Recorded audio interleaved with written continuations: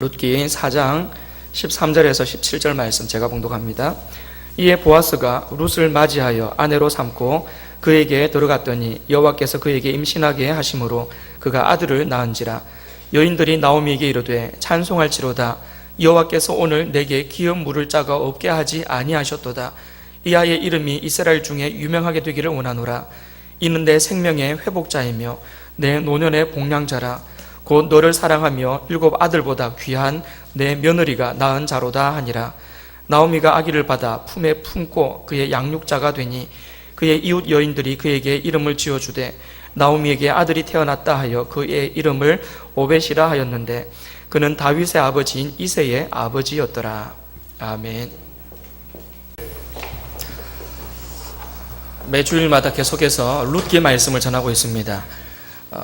본래는 룻기 말씀을 1장 1절부터 끝절까지 꼼꼼하게 살펴보면서 차근차근 살펴볼 생각이었습니다. 근데 하다 보니까 2016년이 끝나가고 있습니다. 해는 안 넘겨야 되겠다는 생각을 해봅니다. 그래서 중간에 이제 좀 생략하고 핵심적인 내용으로 오늘 룻기 말씀을 마무리를 하려고 합니다. 지금까지 룻기 말씀을 잘 들어왔던 분도 마찬가지겠지만 혹시 지금까지 룻기 말씀을 잘 안 들으셨던 분도 오늘 여러분 잘 들으시면 됩니다. 오늘 잘 들으시면 전체가 한눈에 들어오게 됩니다. 핵심이 한눈에 들어오게 됩니다. 잘 들으시기를 바랍니다. 룻기 말씀, 이 룻기 말씀은 반전의 기록이 적혀져 있는 성경입니다. 왜 반전이냐면 룻기 시작 부분은 죽음으로 시작을 합니다. 엘리멜렉이 자기 가족들과 함께 베들레헴을 떠나서 모압 땅으로 건너갑니다. 모압으로 가서 그곳에서 살아보려고, 더 잘 살아보려고 그곳으로 갔는데 거기에서 엘리멜렉이 죽어버립니다. 1장 3절을 여러분 한번 보시겠습니까? 룻기 1장 3절. 지금 마이크 조금 하우링이 생깁니다. 낮춰주십시오. 룻기 1장 3절을 보시면 나오미의 남편 엘리멜렉이 죽고 그러죠. 엘리멜렉이 죽고 나오미와 그의 2 아들이 남았다라고 나옵니다. 남편이 죽어버렸습니다. 그리고 또 5절을 보시면 그 2 아들이었던 말론과 기럨 2 사람이 다 죽고 그러죠. 그리고는 그 여인은 2 아들과 남편의 뒤에 남았더라라고 나옵니다. 다 죽었습니다. 남편도 죽어버렸고 2 아들도 죽어버렸고 남은 거라고는 자기 혼자 남았고 그리고 이방에서 얻은 그 모압 땅에서 얻은 며느리 2만 남았습니다. 죽음으로 시작하는 게 룻기 1장입니다. 그런데 4장 끝은 어떻게 끝이 나느냐면 그 룻을 통해서 보아스와 룻이 다시 결혼을 하게 되고 그 속에서 아기가 태어나는 것으로 끝이 납니다. 죽음으로 시작이 됐는데 생명으로 끝이 됐다라는 겁니다. 이게 왜 중요하냐면 그 당시 사회는 전부 다 남자 중심이었습니다. 남자가 없으면 가문이 끊어지는 거고 더 이상 그 집안에 재산이나 이러한 것들도 전부 다 인정을 못 받게 됩니다. 그래서 어떻게 해서든지 그때는 남자가 있어야 됩니다.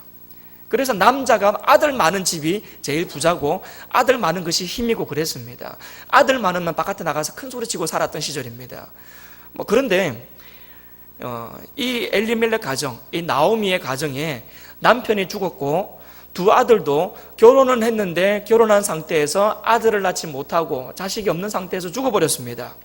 그 집안에 아들이 없어진 거죠. 남자가 없어져 버린 겁니다.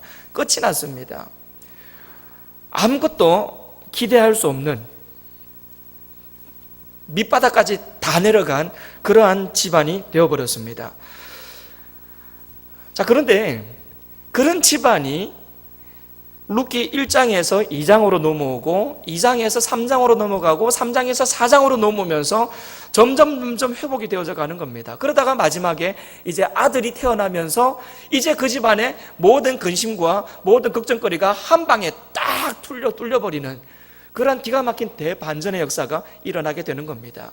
근데 그 아들도 보통 아들이 아닙니다. 그 아들이 바로 다윗 왕의 할아버지였습니다. 다시 말하면 완전히 끝난 가정이었는데 아무것도 볼 것 없고 밑바닥까지 내려간 가정이었는데 그 가정에 아이가 하나 태어난 거죠. 그리고는 다시 그 가정에 숨통이 좀 튀었는데 이게 숨통이 튑 정도가 아니고 그 집안이 바로 다윗 왕의 집안이 되어버리는 겁니다. 그리고 이게 다윗 왕만 해도 사실은 기가 막히고 황송할 노릇인데 그 집안이 나중에 예수님께서 탄생하시는 집안이 되어버립니다. 이게 얼마나 큰 기가 막힐 노릇인지 모릅니다. 분명히 그 가정은 밑바닥까지 내려갔었는데 남자가 다 죽어버리는 바람에 더 이상 의지할 것도 없고 기댈 것도 없고 그냥 바깥에 나가서 남의 밭에 가서 이삭 주워 와가지고 그거 먹고 이제 연명해 나가는 그러한 가정이었는데 이게 점점 회복되더니 기가 막힌 가정으로 바뀌어져 가는 겁니다. 이게 하나님의 백성들에게 일어나는 회복의 역사입니다. 분명히 안 좋았던 때가 있었습니다. 힘들었던 때도 있었고 고통스러운 때도 있었습니다. 그런데 그 힘들고 고통 시절에 그대로 그 상황이 머물러 있는 것이 아니라 때가 되면 하나님께서 회복시켜 주신다는 겁니다. 이게 하나님의 백성들이 누리는 특권이고 기가 막힌 영광스러운 일이죠. 우리의 인생 속에도 이와 같은 대반전의 역사들이 일어나기를 바랍니다. 이런 사람이 간혹 있습니다. 젊을 때는 잘 나갔습니다. 잘 나갔어요. 돈도 많았고 힘께나 행사하는 사람이었습니다. 그런데 시간이 지나면서 점점 몰락하는 사람이 있습니다. 그런 사람을 보고 나중에 사람들은 어느 누구도 저 사람 참 잘 사는 사람이다, 복 있는 사람이다라고 평가해 주는 사람은 아무도 없습니다. 복 있는 사람으로 나중에 평가받기 위해서는 차라리 젊을 때 좀 고생하더라도 옛날에 좀 힘들었어도 이게 시간이 지나면서 회복이 되어서 나중에 정말 하나님 앞에서 복된 인생 살아갈 때 그때 그 사람은 과거에 있었던 힘들고 어려운 것들은 이제는 더 이상 생각하지 아니하고 지금의 그 모습을 보면서 복된 사람이다, 옛날에 그 힘겹고 어려웠던 시절을 잘 이겨내서 지금 저렇게 복을 누리고 있는 복된 사람이다라고 평가를 받는 거죠. 그게 복된 사람이지 한때 잘 나갔던 사람 그러나 지금은 망한 사람을 복된 사람이라고 이야기하는 사람은 아무도 없습니다. 대통령보다 더 높이 있던 사람도 지금 완전히 망해버렸지 않습니까? 완전히 망해가지고 온 국가적인 망신을 지금 주고 있습니다. 물론 대통령도 마찬가지고요. 그러니까 이게 한때 잘 나간 것이 나중에까지도 그것이 복된 사람으로 평가받는데 영향을 끼치지는 않는다는 거죠. 아무리 잘 나갔어도 나중에 망하면 그 사람은 망한 사람입니다. 초반에 좀 힘들었어도 나중에 성공했으면 그 사람은 복 있는 사람입니다. 근데 하나님의 백성들이 바로 이와 같은 복 있는 사람이 될 것이라는 거죠. 왜냐하면 하나님이 함께 하시니까요. 힘들고 어려운 상황 속에 있는 사람들도 시간이 지나고 세월이 흐를수록 하나님 앞에서 복 있는 사람으로 바뀌어져 가는 것, 이게 하나님의 사람이 누리는 특권입니다. 물론 다 돈이 생겨서 평안한 거 아니고요, 다 건강해서 화평한 것도 아닙니다. 전부 다 아무런 문제가 없어서 복된 사람이 된 것도 아닙니다.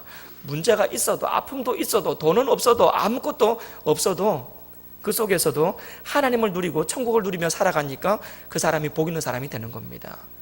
손에 돈을 움켜쥐고도 우는 사람이 있고 짜증을 내는 사람이 있지만, 가진 것 없지만 환하게 웃으면서 하나님의 평안을 누리는 사람이 있다면 이 하나님의 평안을 누리는 그 사람이 복된 사람이라는 얘기입니다. 모든 그리스도인들은 바로 복 있는 사람입니다. 그리고 점점 더 복이 있어지는 사람들입니다. 여러분, 이것을 여러분 삶 속에서 경험할 수 있기를 간절히 바랍니다. 그래서 점점 세월이 흐르고 시간이 지나서 하나님 앞으로 갈 그날이 가까워지면 가까워질수록 점점 더 복 있는 사람, 점점 더 하나님의 큰 평안을 누리는 사람 될 수 있기를 간절히 바랍니다. 여러분, 이게 개인의 인생도 그런데요, 가정도 마찬가지입니다. 여러분, 가정도 마찬가지예요. 멋있는 남자와 멋있는 여자가, 예쁜 여자가 둘이서 능력 있는 사람들이 만나서 결혼했을 때에 사람들이 야, 참 저 가정 멋있게 시작한다 생각하겠죠. 참 멋있는 가정이다, 남자도 멋있고 여자도 예쁘고 멋있는 사람이다, 그렇게 시작하겠죠. 다 그렇게 평가받겠죠. 그런데 그 사람이, 그 가정이 시간이 지나면서 깨어진다면, 그 가정이 깨진다면 나중에 어느 누구도 그 가정을 보고 복된 가정이라고 말하는 사람은 없을 겁니다. 똑같습니다. 이것도 처음에 시작할 때는 좀 힘들게 시작해도, 좀 힘들게 시작을 해도 시간이 지나면서 점점 회복되고 나아져서 형편이 풀려서 나중에 평안한 삶을, 행복한 삶을 살아간다면 그 가정이 복된 가정이죠. 출발을 아무리 시끄럽게 시작해도 나중에 초라해지면 그 가정은 초라한 가정입니다. 반대로 처음에 조금 힘겹게 시작했어도 나중에 정말 사람들이 부러워할 만큼 행복한 가정이 된다면 그 가정은 복된 가정입니다. 그래서 시작보다 나중이 더 중요하다는 겁니다. 그리고 그 나중을 우리 하나님께서 하나님의 뜻 안에서 살아가는 백성들을 그렇게 인도해 가신다라는 얘기입니다. 근데 이게 교회도 마찬가지입니다. 여러분, 지금 좋은 교회가 좋은 교회입니까? 나중에 좋은 교회가 좋은 교회입니까? 한번 생각해보고 대답해 보십시오. 지금 좋은 교회가 좋은 교회입니까? 나중에 좋은 교회가 좋은 교회입니까? 다시 제가 질문을 해볼까요? 지금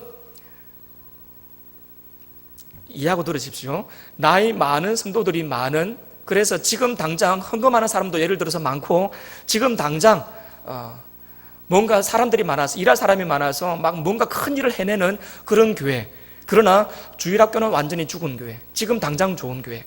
그 교회가 좋은 교회입니까? 지금은 당장은 막 이렇게 돈 많이 버는 사람도 없고 힘 있는 사람도 없고, 그래서 어른들 숫자도 그다지 많지는 않지만 젊은이들, 청년이 많고 주일학교가 꽉 차 있는 그 교회가 좋은 교회입니까? 나중에 좋은 교회가 더 좋은 교회입니다. 지금 좋은 교회도 좋은 교회입니다. 그런데 나중에 좋은 교회가 더 복된 교회입니다. 더 좋은 교회입니다. 옛날에 김동호 목사님이 동안교회라는 곳에서 사역을 하실 때 일어났던 일입니다. 그분이 그 교회에 갔을 때에 어른들이 그렇게 숫자가 많지를 않았습니다. 그런데 이분이 가서 목회를 시작하면서 그 교회에 젊은이들이 막 엄청나게 몰려들기 시작한 겁니다. 그러니까 이 어른들이 기분이 좋아졌습니다. 너무 기분이 좋은 겁니다. 교회에 청년들이 많아지고 젊은 사람들이 많아지니까요. 너무 기분이 좋아서 장로님 중 한 분이 바깥에 나가서 자랑을 한 겁니다. 우리 교회 젊은이들이 너무 많다. 우리 학생들도 너무 많다. 그래서 너무 좋다. 그랬더니 옆에 있는 교회의 장로님이 질투가 났나 봐요. 이렇게 이야기했답니다. 그 헌금도 못하는 것들 그거 많으면 뭐해? 헌금도 못하는 것들 그것들 많으면 뭐해? 이렇게 얘기를 했대요. 그러니까 이 장로님이 속이 상한 겁니다. 그래서 이 김동호 목사님한테 와가지고 그 얘기를 한 거예요. 그렇게 이야기를 했더니 그 장로님이 헌금도 못하는 것들 많으면 뭐하냐고 그럽디다 라고 이야기를 했더니 이 김동호 목사님이 그렇게 이야기를 했다랍니다. 장로님, 10년만 지나 보십시오. 10년만 지나면 다 바뀝니다. 지금 헌금 잘하는 그분들 나중에 헌금 못하게 되고요. 지금 헌금도 못하는 그것들이 10년만 지나고 20년만 지나면 헌금 잘하는 분이 될 겁니다 라고 이야기를 했답니다. 물론 돈이 기준은 아닙니다. 그런데 헌금도 못하는 것들이라고 하니까 그렇게 대답을 하신 겁니다. 여러분, 우리 교회에 좀 긴장할 필요가 있습니다. 우리 영광교회 정말 긴장할 필요가 있습니다. 지금은 참 많은 성도들이 정말 뜨겁게 신앙생활하고 열심히 기도하고 참 좋은 교회인데요, 나중에도 좋은 교회가 되어야 됩니다. 이게 교회의 사명입니다. 그래서 우리 교회는 더 열심히 기도하면서 다음 세대를 위해서 정말 뜨겁게 기도하고 투자하고 열심히 노력을 해야 되는 교회입니다. 그러니까 이게 한때 좋은 교회가 아니라 시간이 지날수록 점점 더 좋아지는 교회가 진짜 좋은 교회인 겁니다. 지금보다 10년 후에 더 좋고 10년 후보다 20년 후가 더 좋아질 수 있다면 그 교회가 진짜 좋은 교회죠. 다시 한번 질문할게요. 여러분, 지금 좋은 교회가 좋은 교회입니까? 나중에 좋은 교회가 진짜 좋은 교회입니까? 나중에 좋은 교회가 더 좋은 교회입니다. 우리 교회가 나중에 더 좋아지는 교회, 점점 더 좋아지는 교회, 그런 정말 특별한 은혜가 우리 교회에 있기를 간절히 바랍니다. 이제 새로운 담임 목사님도 오실 텐데 그분이 오셔가지고도 그 동안교회 같은 역사가 일어났으면 좋겠어요. 젊은이들이 막 몰려드는 그런 역사가 좀 일어났으면 좋겠습니다. 이 나오미 그리고 룻, 이들을 통해서 일어나는 일들을 가만히 보시면 하나님께서 정말 이들을 회복시켜 나가시는 모습을 우리가 볼 수 있습니다. 결과론적으로 따졌을 때에 아들을 낳았다. 이거는 사실은 문제가 해결된 겁니다. 가장 큰 문제가 해결된 겁니다. 아들을 낳았다. 요거는요. 그런데 그 아들을 낳기까지의 과정이 중요하죠. 여러분, 나오미를 보시면 한순간도 이 사명을 놓치고 살았던 적이 없습니다. 물론 모압 땅에 갔을 때 그때는 좀 이 사명을 놓았겠죠. 그런데 거기서 밑바닥까지 내려간 이후에 그는 그때부터 하나님을 찾기 시작하고 하나님을 기대하기 시작합니다. 그 모압 땅에서 남편 죽고 아들 죽고 완전히 이 빈털터리가 됐을 때에, 그 정말 눈앞이 캄캄해졌을 그때에 멀리 있는 고향 땅, 이 베들레헴 땅에, 이스라엘 땅에 하나님께서 자기 백성을 돌보신다라는 그 소식을 듣자마자, 그래, 내가 가야 할 곳은 저기다, 내가 있어야 할 곳은 저기다 생각을 하고는 이 며느리들을 그냥 놔주려고 그럽니다. 이방 여자잖아요. 모압 땅 사람들이거든요. 그러니까 이 젊은 이 며느리들까지 고생길 화난 자기 길로 데리고 가기는 부담스러웠던 거죠. 미안했던 거죠. 그래서 니들 갈 길로 가라고 했던 겁니다. 그럼에도 불구하고 자기라도 나는 내 하나님 찾아가겠다 그랬던 거죠. 여자가 그 모압 땅에서 이스라엘 땅까지 온다는 것이 쉽지 않습니다. 더군다나 이스라엘은 그 베들레헴은 그렇게 큰 동네가 아니기 때문에 갈 때 큰 소리 치고 나갔던 그 장면을 본 사람들이 여전히 다 살아 있습니다. 얼마나 뒤에서 수군거렸겠습니까? 저것들 잘 먹고 잘 살아보겠다고 모압 땅으로 가더니 저 나오미 봐 다 완전히 빈털터리가 돼서 돌아왔네. 뒤에서 수군거릴 거 아닙니까? 사실 그 안 봐도 눈에 훤하거든요. 그래도 가야겠다는 겁니다. 사람들이 뭐라 하든지 말든지 뒤에서 수군거리든지 말든지 나는 내 하나님의 보호 아래, 내 하나님의 날개 그늘 아래로 들어가야 되겠다는 겁니다. 사명을 찾아서, 우리 하나님 그 품을 찾아서 힘들고 어려운 길을 나서는 나오미의 모습입니다. 그뿐만이 아닙니다. 와가지고 이제 이 며느리가 결국은 남의 밭에 가서 이삭을 주워오죠. 주워오는데 이삭도 주워왔고 거기서 자기에게 베풀어주는 많은 음식들을 또 싸가지고 왔습니다. 그리고 이 주워온 이삭도 한 번 나갈 때 한 호멜씩 이렇게 주워왔다 그러니까 이게 엄청나게 많은 양들을 주워온 겁니다. 자, 그러면 이점에서 그냥 우리 이 정도로 하자. 여자 둘이서 이 이상 뭘 더 기대하겠냐. 이 정도만 해도 충분하다라고 제자리에 눌러 앉을 수도 있었을 텐데, 그게 2장이거든요. 그렇게 주저앉을 수도 있었을 텐데 나오미는 그 며느리가 이삭을 이렇게 가지고 오는 장면을 보면서 또 한 번 하나님 앞에서 자기가 하나님이 주시는 사명을 발견합니다. 뭐냐면 고엘 제도, 지난주에 설명했었습니다. 고엘, 기업을 물을 자. 남편이 아들을 낳지 못하고 죽어버리면 형제나 가까운 친족이 그와 결혼해서 아들을 낳게 하는 제도, 하나님이 제정하신 제도. 그 제도가 생각이 난 거죠. 하나님 앞에서 그것이 번쩍 생각이 난 겁니다. 잊고 있었는데, 생각 못하고 있었는데 그게 생각이 난 거죠. 그리고는 그래, 하나님이 제정하신 그 법이 있으니 우리가 그 법대로 한번 시도해보자. 만약에 거부당하고 그러면 우리가 좀 우습게 될 수도 있지만, 우리 모양새가 좀 우습게 될 수도 있지만, 그래도 하나님의 뜻이 그것이니 우리 한번 시도라도 해보자. 그리고는 이제 시도를 한 거죠. 그리고는 과정 속에서, 여러 가지 과정 속에서 결국은 이 보아스가 자기가 기업 물을 자임을, 기업을 이어갈 자인 것을 스스로 인정하고 그가 이 룻과 나중에 결혼을 하게 됩니다. 그리고는 그 속에서 아기가 태어났는데 그게 바로 오늘 나오는 이 아기죠. 오벳이라고 하는 아이입니다. 끊임없이 이 나오미는 사명을 찾아갑니다. 사명을 찾아가요. 하나님의 뜻이 어디에 있을까? 어떤 일이 있을 때마다 이 일 속에 있는 하나님의 의도가 무엇일까? 이것을 고민합니다. 그리고 그것을 하나님의 뜻을 발견하면 그때부터는 이제 이게 좀 과정이 이게 좀 불편해도, 우선꼴을 당할 수 있어도, 아니면 이것 때문에 좀 민망해질 수 있어도, 그럼에도 불구하고 하나님의 뜻이 거기에 있으니 우리 한번 해보자. 그리고는 진행을 해나갑니다. 그 일을 진행을 해나가요. 끊임없이 하나님이 주시는 메시지를 듣고 그 안에서 순종합니다. 모압 땅에서 이 베들레헴까지 왔고, 여기서 또 보아스를 기업을 이어갈 자임을, 고엘이라는 것을 인식시켜주고 그 속에서 자기 며느리 룻과 이 보아스가 연결이 되도록 뒤에서 나오미가 많은 노력을 합니다. 어떻게 해서든지 하나님이 제정하신 그 법에 맞게 우리가 기업 물을 자를 찾아서 우리 가문을 이어나가자는 거죠. 그뿐만이 아닙니다. 오늘 말씀을 또 보시면 아들을 낳았습니다. 아들을 낳고 나서 보시면 14절과 15절에 이 여인들이 나오미를 칭찬하는 얘기가 나옵니다. 아들을 낳았다, 축하한다 그러면서 칭찬을 막 합니다. 그리고는 16절 말씀이 중요합니다. 여러분 16절 말씀을 한번 보십시오. 나오미가 아기를 받아 품에 품고 그의 양육자가 되었다라고 나옵니다. 양육자가 되었답니다. 이 아이가 보통 아이가 아닌 겁니다. 그래서 내가 그의 양육자가 되겠다라고 이 시어머니가 나선 겁니다. 내가 이 아이를 잘 키우겠다. 내가 이 아이를 정말 잘 키우겠다 생각할 수 있습니다. 여러분, 제가 지금 사명 얘기하다가 왜 갑자기 자기 애 키우는 얘기를 하고 있습니까? 여러분, 애 키우는 게 사명입니까? 아닙니까? 여러분, 애기 키우는 게 사명입니다. 굉장히 중요한 사명입니다.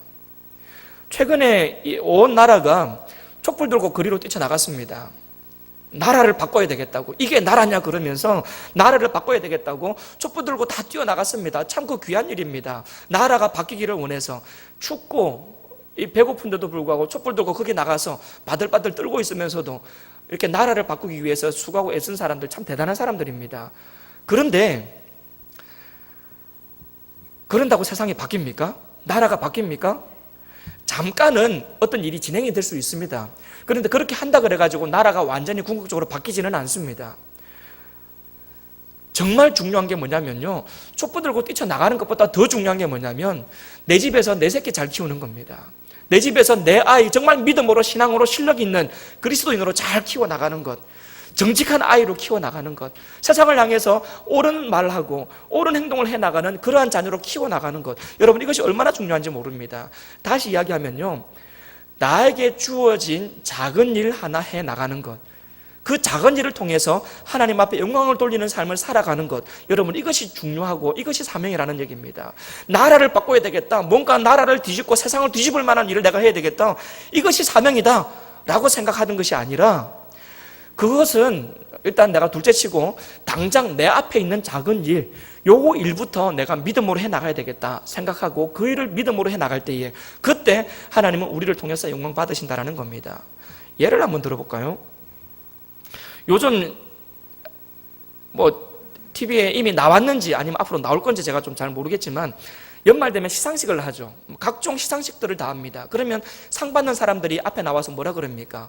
그 중에 예수 믿는 몇몇 사람들은 꼭 이야기를 합니다. 모든 영광을 하나님 앞에 올려드립니다 해놓고 누구 매니저, 누구 부모님, 누구 얘기 쭉쭉쭉쭉쭉 다 이야기하죠. 아니 모든 영광을 하나님 앞에 올린다는 얘기를 하지를 말든지, 아니면 하나님만 얘기하고 뒤를 빼든지, 하나님께 모든 영광 드립니다 해놓고 누구 쭉 한 10분 동안 이야기합니다. 여러분, 근데 여러분 잘 들어보십시오. 자, 그때에 큰 상 받고 앞에 나와서 TV에 나와서 거기에서 이 모든 영광을 하나님 앞에 올려드립니다 라고 할 때에 그때 하나님께서 그 모습을 보면서 영광을 받으시겠습니까? 받으실 수도 있는데요, 안 받을 수도 있습니다. 제가 이걸 이해하기 쉽게 한번 예를 들어 보겠습니다. 한 학생이 있습니다. 꿈이 있습니다. 내가 서울대 가서 꼭 하나님께 영광이 되는 삶을 살리라 결심을 합니다. 다짐을 합니다. 내가 서울대 가서 주를 위하여 내가 열심히 한번 살아보겠다. 그리고는 열심히 공부를 하는데 공부를 하면 할수록 이게 서울대 가는 게 쉽지 않습니다. 만만치가 않아요. 그래서 어떻게 해서든지 공부할 시간을 확보를 해야 되겠다고 고민을 한 거죠. 어떤 시간을 뺄 수 있을까? 고민하다가 뭘 뺐겠습니까? 교회 오는 시간을 빼버렸습니다. 교회 가는 시간에 차라리 내가 영어 단어 하나 더 외우자, 내가 그 시간에 공부를 좀 더 하자, 어떻게 해서든지 서울대를 가야 되니까 서울대 가야 하나님 앞에 영광을 돌린다고 생각을 했기 때문에 예배 시간을 제끼고 빠지고 공부를 합니다. 그리고는 나중에 서울대에 붙었습니다. 그리고는 손 들고 찬양을 합니다. 하나님, 서울대 입학해 주신 것 감사합니다, 하나님께 영광 돌립니다 라고 하면 하나님께서 그 영광 받으실 수 있겠습니까? 누가 그럽니까? 서울대 가는 게 하나님께 영광이라고. 누가 그럽니까? 상 받는 게 하나님의 영광이라고. 누가 그러던가요? 성경 어디에 그런 얘기가 나오던가요? 성경에 나오는 이 말씀의 흐름은 상 받고 나서 하나님 앞에 영광이 아닙니다. 뭔가 큰 것을 이루고 나서 하나님께 영광이 아닙니다. 성경에서 전체적으로 흘러가는 하나님께 영광은 내가 내 삶 속에 일어나는 작은 어떠한 일 속에서 정말 최선을 다해서 그 일을 감당하고, 정말 내 인생에 어떠한 작은 갈등이 있을 때에 그 갈등 앞에서 내가 믿음으로 생각하고 믿음으로 기도하면서 예수님이라면 어떻게 하셨을까 고민해보고, 그래 주님이라면 이렇게 하셨을 것 같다. 그래서 정말 내 인생의 작은 어떠한 일 속에서 믿음으로 생각하고 믿음으로 결단하여서 믿음으로 행동할 때에 하나님은 그 모습을 보면서 영광 받으시는 겁니다. 서울대는 못 가더라도 내가 예배는 드린다, 무슨 일이 있더라도 내가 주를 위하여 예배는 드린다 생각하고 예배를 잘 드리는 그 사람, 그리고는 모든 삶 속에서 그 예배하는 자세로 내 삶의 모든 영역에서 삶을 살아가는 그 사람, 그 사람의 그 삶을 통해서 하나님이 영광 받으시는 거지, 예배 빠지고 서울대 합격했다 그래가지고 그 서울대 합격한 것을 가지고 하나님이 영광 받으시는 것이 아니라는 얘기입니다. 그래서 우리는 뭔가 큰 것을 기대하면서 내가 주를 위하여 뭔가 큰 일을 해야지, 하나님 나한테 큰 일을 맡겨주십시오 기도하는 것이 잘못됐을 수 있다는 겁니다. 왜 잘못될 수 있냐면요, 하나님 큰 일을 맡겨주십시오. 내가 주를 위하여 뭔가 큰 일을 하고 싶습니다. 큰 일을 주십시오. 그러면서 자꾸 큰 일만 이야기하면서 지금 내 앞에 당장 닥쳐있는 어떤 작은 일을 소홀히 해버린다면, 그리고 그 작은 일을 성실하게 하지 않는다면 그 사람은 주를 위하여 절대로 영광 돌리는 삶을 살 수가 없습니다. 하나님께서 나에게 뭔가 큰 일을 맡겨주시면 내가 그때 순종하겠습니다 라고 기도하면서 그냥 오늘을 허비한다면 그 사람은 아마 천국 가는 순간까지 주를 위해서 제대로 헌신 한번 제대로 못할 겁니다. 하나님 앞에 제대로 헌신된 사람, 충성된 사람, 정말 하나님 앞에 영광 돌리는 사람은 뭔가 큰 일을 맡겨주면 내가 헌신하겠습니다가 아니라 지금 그냥 내가 있는 자리에서 내가 할 수 있는 일, 거기에서 내가 믿음으로 그 일을 잘 감당하는 것, 그 일을 정말 하나님 앞에서 성실하게 해나가는 것, 그 사람의 그 모습을 하나님은 보시면서 영광 받으시는 겁니다. 애 키우는 게 뭐 그렇게 대수라고? 아니요, 애 키우는 게 얼마나 힘든데요. 더군다나 잘 키우는 것은 얼마나 힘든데요. 나오미가 아기를 품에 안고 다짐하는 겁니다. 내가 이 아이 잘 키워보겠다. 정말 하나님이 주신 귀한 아이, 정말 여기까지 정말 기가 막히게 하나님께서 인도하셔서 정말 이 기가 막히게 아들을, 우리 집안에 아들을 주셨는데 내가 어떻게 해서든지 이 아들 내가 잘 키우겠다 그러고 있는 겁니다. 품에 안고, 나오미가, 시어머니가 이 아이를 품에 안고 지금 그러고 있습니다. 내가 이 아이의 양육자가 되겠다, 내가 이 아이 잘 키우겠다 그러고 있는 겁니다. 그렇게 해서 그 아이가 잘 크니까 나중에 어떻게 됐는 줄 아십니까? 세상에, 그 아이가 결국은 다윗의 할아버지가 됩니다. 다윗 왕이 여러분 어떤 사람입니까? 이스라엘 역사상 가장 위대했고 가장 좋은 왕이라고 평가받는 왕입니다. 그런 왕의 할아버지가 바로 이 아기가 됩니다. 그 아이가 잘 자란 거죠. 잘 자랐고 그 아이가 그 좋은 가정을 만들어 나갔던 거죠. 그래서 나중에 그 아이가 나중에 이새를 낳았고 그 이새가 나중에 다윗을 낳은 겁니다. 그리고 그 다윗은 온 이스라엘 백성들을 정말 기가 막힌 하나님의 나라로, 하나님의 백성으로 만들어 갔던 그러한 다윗이 된 거죠. 지금 내가 하는 작은 일, 별거 아닌 것처럼 보이는 그 일, 여러분 그 일이 어떻게 연결될 줄 어떻게 압니까? 이거 아무것도 아니라고 이야기하는데 충분히 지금 상황에서는 그럴 수도 있는데 그 일을 통해서 나중에 더 기가 막힌 일들이 진행될 거라고 누가 이야기할 수 있습니까? 그런 일은 없다고 누가 장담할 수 있습니까? 지금 당장 내 앞에 있는 일, 정말 별거 아닌 것 같고 소홀히 해도 될 것 같은 일이지만 그 일이 하나님이 나에게 주신 사명이다 생각하고 정말 하나님 앞에서 그 일을 잘 해나간다면, 정직하고 깨끗하고 성실하게 그 일을 잘 해나간다면 그 일을 통해서 하나님은 엄청나게 위대한 일도 해나가시는 겁니다. 그 오벳을 잘 키웠더니 다윗이 나왔습니다. 다윗만 나왔습니까? 그 가문을 통해서 나중에 예수 그리스도까지 이 땅에 오셨습니다.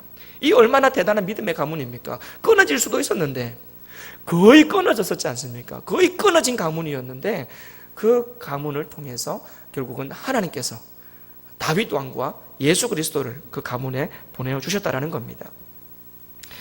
오늘 내가 하는 작은 헌신이, 오늘 내가 하는 작은 충성이, 내가 하는 작은 섬김이 나중에 하나님이 엄청난 일들로 인도에 가실 수도 있다는 사실을 기억하면서 우리는 오늘 하루 큰 것만 쳐다보지 말고 나에게 주어진 작은 일상생활 속에서 더욱더 믿음으로 살고 믿음으로 행동할 수 있기를 간절히 바랍니다. 룻기를 가만히 보고 있으면요, 사람들이 참 많이 등장합니다.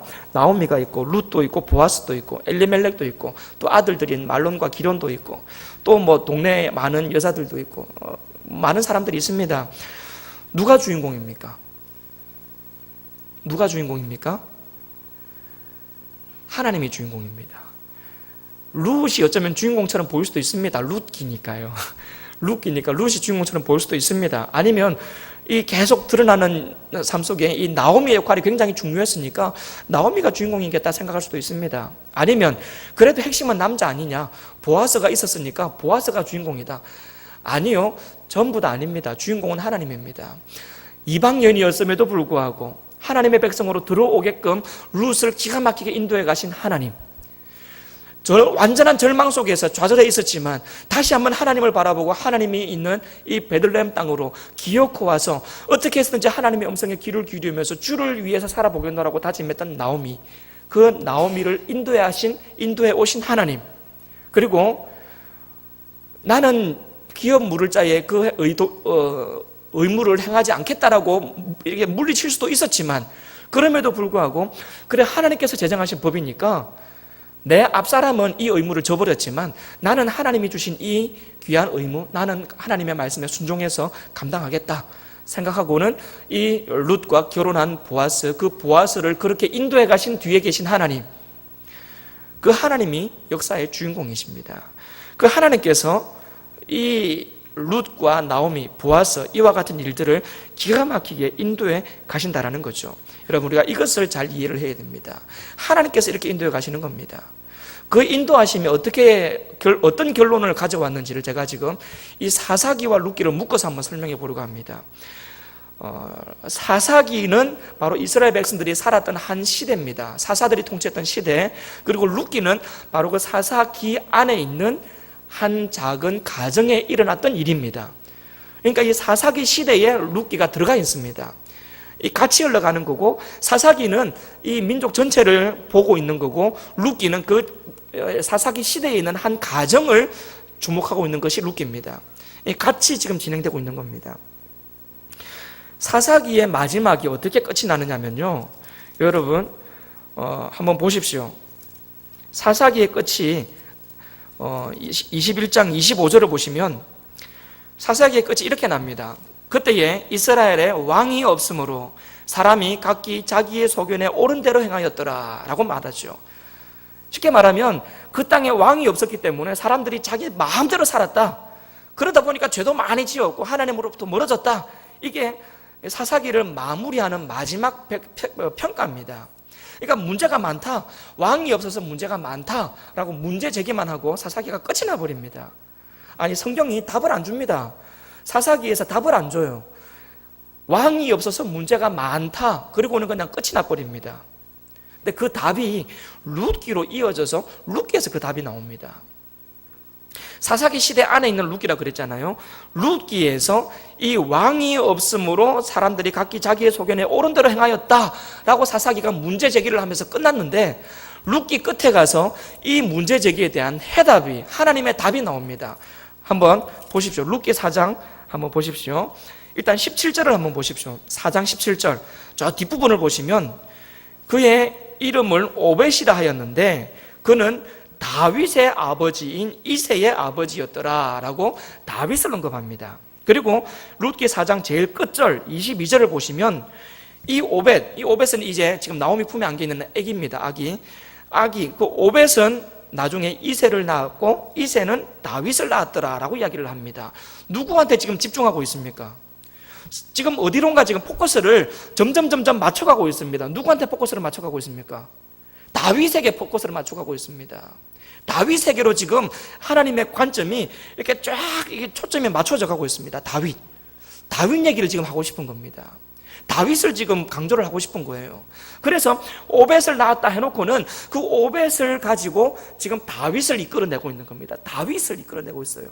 사사기 끝이 어떻게 끝났습니까? 왕이 없으므로 자기 소견에 옳은 대로 행하였더라라고 문제를 제기하면서 끝이 났는데, 룻기 끝이 어떻게 끝이 나고 있냐면 다윗을 이야기하면서 끝을 마무리하고 있습니다.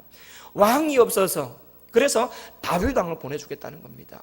다윗 왕을 보내셔서 그 백성을 회복시켜 주겠다라는 거죠. 사사기 시대에 왕이 없어서 그렇게 마음대로 살았다면 이제 다윗을 이야기하면서, 이 룻기로 넘어와서 다윗을 이야기하면서 내가 그 민족을 구원할 왕을 보내겠다라고 이야기하면서 이 룻기가 끝이 나고 있습니다.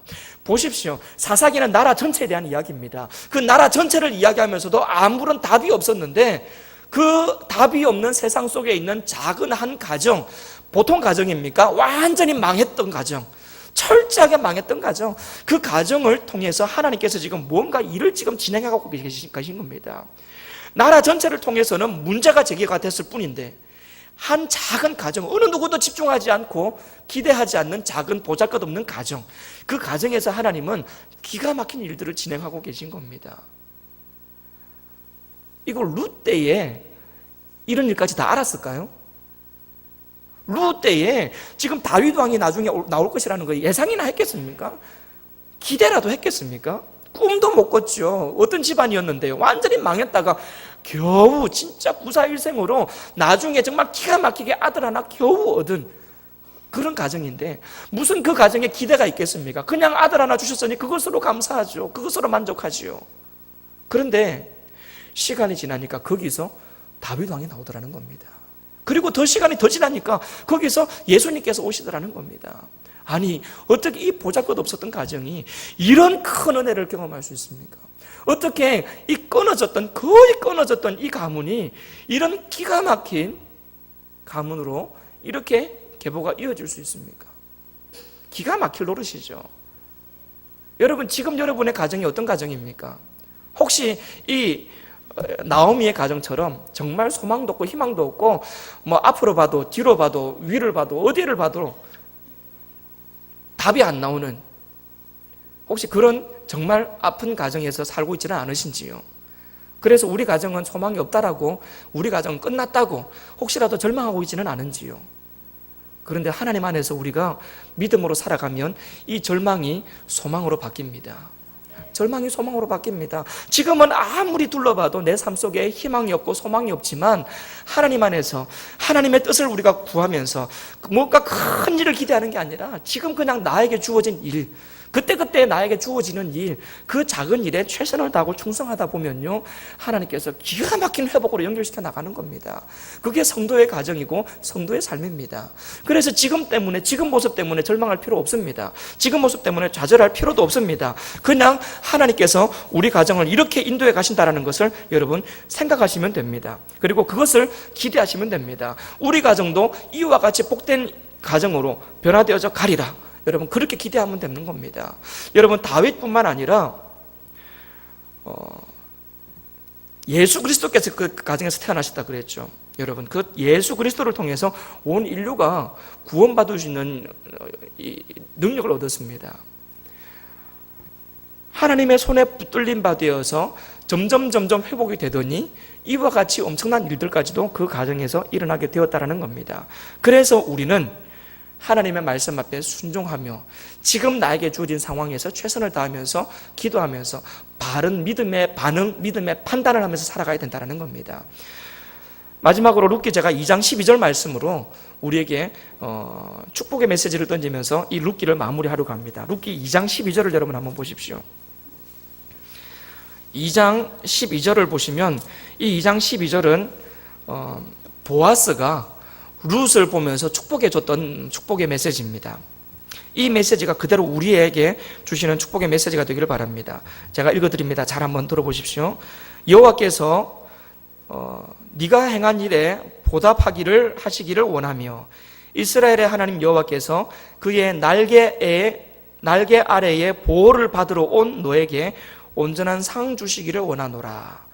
이게 보아스가 룻에게 축복해 줬던 축복의 메시지입니다. 자, 다시 한번 읽어드릴게요.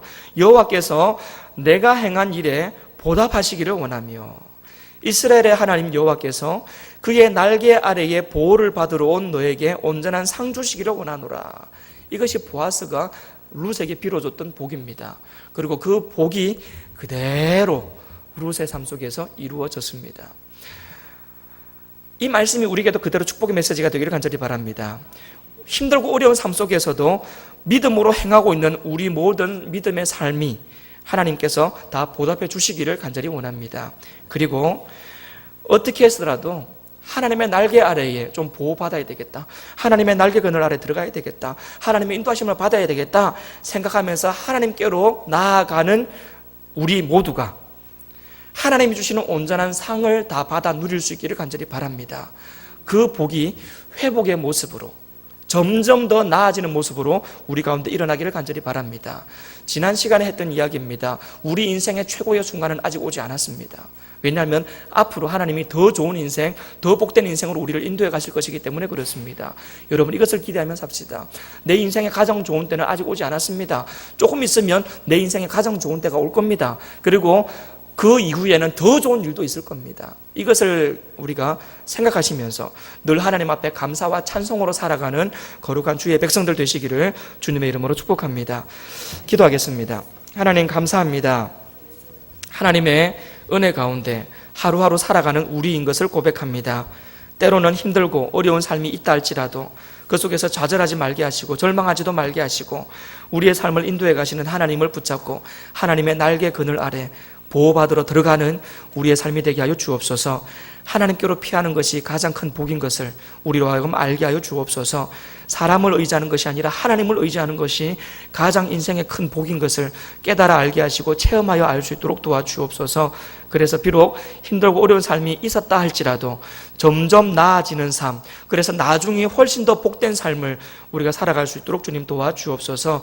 그래서 나중에 복된 나의 삶이 되게 하시고 나중에 더 복된 우리 가정 되게 하시고 나중에 더 복된 우리 영광교회 될 수 있도록 주여 도와주옵소서.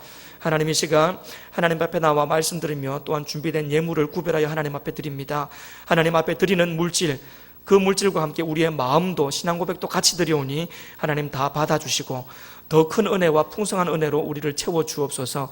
그래서 더 크게 주를 위하여 섬기고 헌신하고 희생하는 삶을 살아갈 수 있도록 주님 도와주옵소서.